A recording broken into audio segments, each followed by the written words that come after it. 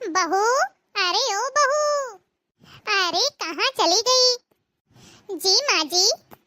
बहू, सत्संग की पूरी तैयारी हो गई ना? ध्यान रखना, किसी चीज की कमी नहीं होनी चाहिए। ऐसा ना हो कि मेरी सहेलियों के सामने मेरी बेइज्जती करवा दो। जो भी लाना है लेकर आ जाना। और हाँ, ऐन मौके पर ये मत कहना कि ये छूट गया, वो छूट गया।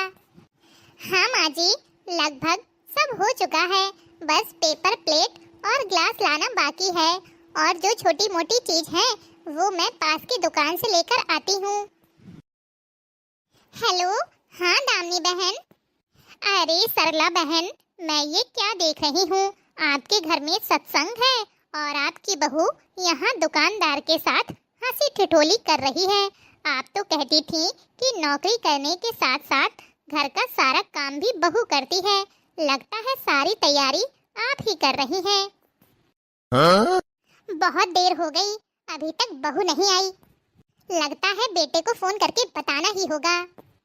बेटा, मैंने तो इस घर की इज्जत बहुत दिन संभाले रखी। अब तेरी बीबी संभाल पाएगी कि नहीं, ये तो मैं नहीं कह सकती। हमारी पड़ोसन है ना दामिनी जी, उनका फोन आया था कि बहू दुकानदार के साथ हंसी ठिठोली करने में लगी है। बहू को घर से गए हुए बहुत देर हो गई। अब बताओ, पड़ोसी भी बातें सुनाने लगे। माँ जी, मैं सारा सामान ले आई हूँ। बहू, तुम सामान लेने गई थी या रिश्ता बनाने गई थी? माँ जी, मुझे गए हुए बस 5 मिनट ही तो हुए हैं और सारा काम हो गया है। आप चिंता मत कीजिए, सत्संग में कोई कमी नहीं होगी। मैं जाकर बाकी की और तैयारियां कर लेती हूँ, क्योंकि मेहमान भी आने वाले होंगे। बहू, इतनी देर दुकान पर क्या ही करने गई थी, जब मेहमानों के लिए तुम जल जीरा भी नहीं लेकर आई? माँ जी, लेकर तो आई थी, शायद खत्म हो गया होगा। मैं अभी दुकान से लेकर आती हूँ। अब कहीं जाने की जरूरत नहीं है, घर में रूह अफ़ज़ा रखा है, उसी का शरबत बना देना। घर से बाहर किससे पूछ कर गई थी? बहुत ज्यादा मौज मस्ती करने का शौक चढ़ गया है तुम्हें। इज्जत से रहना है इस घर में तो रहो, वरना शौक उतारने के बहुत से तरीके आते हैं मुझे। आखिरी बार समझा रहा हूँ, वरना। आपने मुझे थप्पड़ मारा। अब पति से बिना पूछे बाहर जाओगी तो बेचारा मेरा लड़का क्या ही करेगा? हाथ तो उठेगा ही, इतना तो पत्नी को भी सोचना चाहिए कि पूछ कर जाए। अब खड़ी खड़ी देख क्या रही हो? फटाफट से बिखरे हुए ग्लास के टुकड़े को उठाओ, वरना मेरे पैरों में चुभ जाएगा। आखिर मेरी गलती क्या थी? यही कि मैं माँ जी के सत्संग के लिए बाहर से सामान लेने गई थी, और बाहर भी कितना, बस 4 कदम की दूरी पर वो दुकान है, जबकि मैं उन्हें कहकर गई थी। हाँ, इतनी गलती जरूर हुई कि पति को नहीं बताया, सास को बताकर गई थी।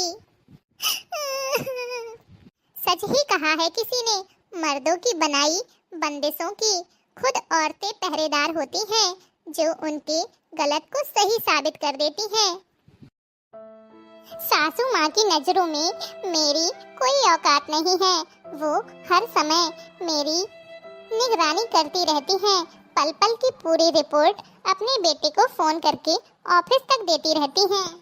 बेटा, तुम कुछ करती क्यों नहीं हो? आंटी जी आप? मैं क्या कर सकती हूँ?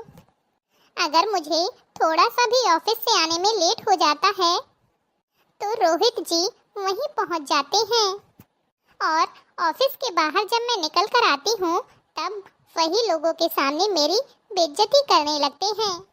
एक बार भी नहीं सोचते कि मुझ पर क्या बीतती होगी। परेशान मत हो बेटा, मैंने सब कुछ अपनी आंखों से देखा है। अब तुम्हारी सास मेरी बातों को झुठला नहीं सकती। क्या तुम्हारा पति शुरू से ही ऐसा है? मुश्किल से 2 दिन ठीक रहे थे, फिर जब शुरू में उन्होंने मुझ पर गुस्सा करना और चिल्लाना शुरू किया था तो मैंने उसका विरोध किया। उस दिन तो उन्होंने मुझ पर हाथ उठाया, जिसके बाद मैं अपने मायके चली गई।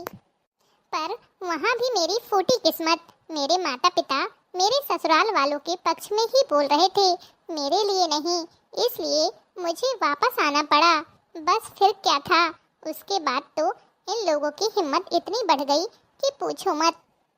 मेरी सारी सैलरी का हिसाब किताब रोहित के पास होता है। अगर अपनी मर्जी से मैं कुछ खर्च कर दूं तो उस दिन मेरा खाना दुश्वार हो जाता है। अरे तुम तो इतनी पढ़ी लिखी और कामकाजी महिला हो, अगर तुम सहने लगोगी तो बाकी महिलाओं का क्या होगा। आज तक रोहित ने मुझ पर कई बार हाथ उठाया है, पर मैंने कभी किसी से कुछ नहीं कहा।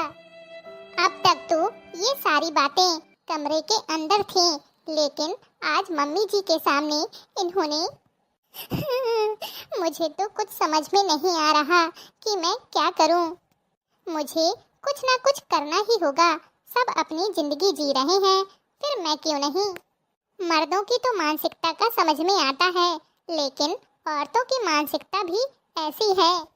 मेरा पति मुझ पर हाथ उठाकर भी बेचारा बन गया और मैं बुरी।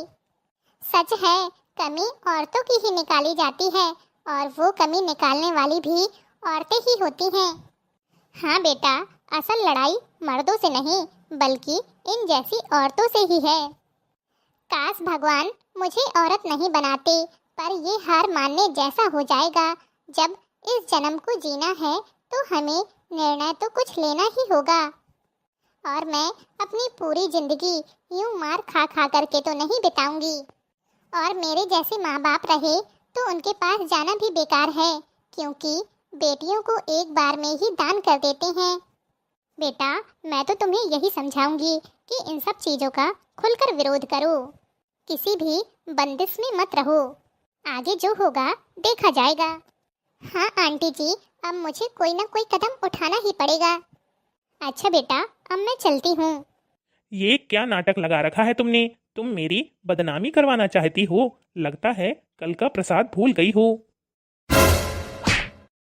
मैं कुछ नहीं भूली हूँ, बस आपके लिए प्रसाद की जगह कुछ उपहार लेकर आई हूँ। तुम्हारी इतनी हिम्मत? रुको, अभी तुम्हें बताता हूँ। ये क्या कर रहे हो? एकदम चुप हो जाओ। इंस्पेक्टर साहब, आप? अरे बहू, यह तो हमारे घर की बात है, हम आपस में सुलझा लेंगे। बहू, हमें माफ कर दे, हमसे गलती हो गई। इस बार तो तुम्हें छोड़े दे रहा हूँ। अगली बार अगर ऐसा कुछ हुआ ना तो सीधे जेल में देखोगे। तुम्हारी इतनी हिम्मत?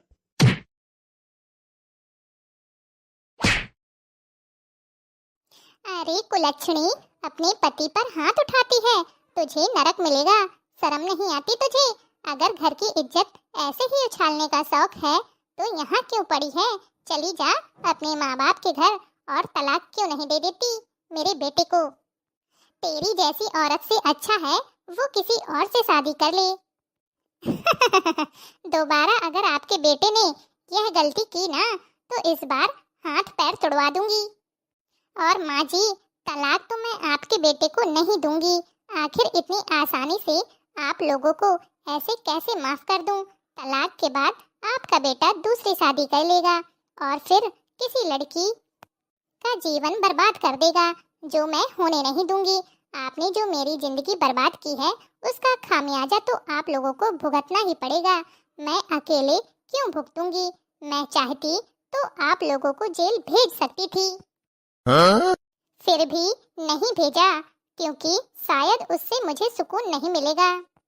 सरला बहन, हम लोग आ गए। आइए आइए, बहुत बहुत स्वागत है आपका। दामिनी आंटी जी, आपको शर्म नहीं आती? एक औरत होकर दूसरी औरत के साथ ऐसा व्यवहार? आप खुद के घर में तो झांक कर नहीं देखती और दूसरों के घर में कड़वाहट पैदा करने के लिए आ जाती हैं। दूसरों के कान भरती रहती हैं। आप दूसरी महिलाओं को भी यही शिक्षा दे रही हैं। अरे आप जैसी औरतों की वजह से हम ससुराल में बस नहीं पाते। और याद रखिएगा, अगर आपने दोबारा से कानाफूसी करने की कोशिश की ना तो मेरे ससुराल वाले तो बाद में जेल जाएंगे, पहले आपको भेजूंगी। क्या? हाँ, अपने कानों के ढक्कन खोलकर अच्छे से सुन लीजिए। भागो रे भागो। याद रखिए माँ जी, मैं तलाक तो नहीं दूंगी, यहीं रहूंगी, पर अपनी मर्जी से जिंदगी जीऊंगी और देखती हूँ मेरा कौन क्या बिगाड़ लेता है। हेलो। हाँ माँ। बिटिया कैसी है तुम? आपको इससे क्या फर्क पड़ता है? जब पहली बार इन लोगों ने मुझ पर हाथ उठाया, मैं तभी आपसे सहारा मांगी, पर आपने क्या किया? मुझे वापस इस अंधेरे कुएं में फेंक दिया। तो मुझे आप लोगों की जरूरत नहीं है। मैं किसी पर बोझ नहीं हूँ, और आइंदा से अगर मुझ पर किसी ने हाथ उठाया तो उसे जेल की हवा तो जरूर खिलाऊंगी। आप लोगों को अब कुछ भी बोलने की जरूरत नहीं है। आप लोग अपनी लोक लाज संभालते रहो और मैं अपना घर संभाल लूंगी। राम राम। अच्छा, अब मैं फोन रखती हूँ, मुझे ऑफिस भी जाना है। अरे सरला बहन, आपने उस दिन सत्संग क्यों कैंसिल कर दिया था? अच्छा, उस दिन जरूरी काम आ गया था, इसलिए आप सबको फोन करके मना करना पड़ा। माफी चाहती हूँ। हाँ हाँ, मुझे पता है कौन सा जरूरी काम आ गया था आपको। क्या आपको पता है? हाँ, वो तो पूरे मोहल्ले में चर्चा है। हाँ? अरे बहू, आंटी जी लोगों को कोई बढ़िया सा भजन सुना दो। ये सब बातें तो होती रहेंगी। मैं हूँ बहू नई नवेली, सबको सबक सिखा दूंगी। मैं हूँ बहू नई नवेली, सबको सबक सिखा दूंगी। सबको सबक सिखा दूंगी, हाँ सबको सबक सिखा दूंगी। मैं हूँ बहू नई नवेली, सबको सबक सिखा दूंगी। सास से अपनी बर्तन चौका, ससुर से फर्श धुलाई लूंगी। सास से अपने बर्तन चौका, ससुर से फर्श धुलाई लूंगी। अगर करेंगे 3-5 तो, हाँ अगर करेंगे 3-5 तो 100 नंबर बुलवाई लूंगी। अगर करेंगे 3-5 तो 100 नंबर बुलवाई लूंगी। मैं हूँ बहू नई नवेली, सबको सबक सिखा दूंगी। मैं हूँ बहू नई नवेली, सबको सबक सिखा दूंगी। जेठानी से अपनी झाड़ू पोछा, जेठ से पानी भरा लूंगी। जेठानी से अपनी झाड़ू पोछा, जेठ से पानी भरा लूंगी। अगर करेंगे 3-5 तो, अगर करेंगे 3-5 तो 100 नंबर बुलवाई दूंगी। मैं हूँ बहू नई नवेली, सबको सबक सिखा दूंगी। मैं हूँ बहू नई नवेली, सबको सबक सिखा दूंगी। हाँ? बहू, तो हमारे YouTube के प्यारे प्यारे भैया बहनों, आपको आज की यह स्टोरी कैसी लगी? कमेंट बॉक्स में कमेंट करके जरूर बताइएगा। अगर अच्छी लगी हो तो वीडियो को लाइक, और अगर चैनल में पहली बार आए हैं तो चैनल को सब्सक्राइब करना ना भूलें। और इसी तरह की वीडियो देखते रहने के लिए हमारे चैनल बांदा स्टार कॉमेडी के साथ जुड़े रहें। तो चलिए फिर जल्द ही मिलेंगे आपसे एक नई कहानी के साथ।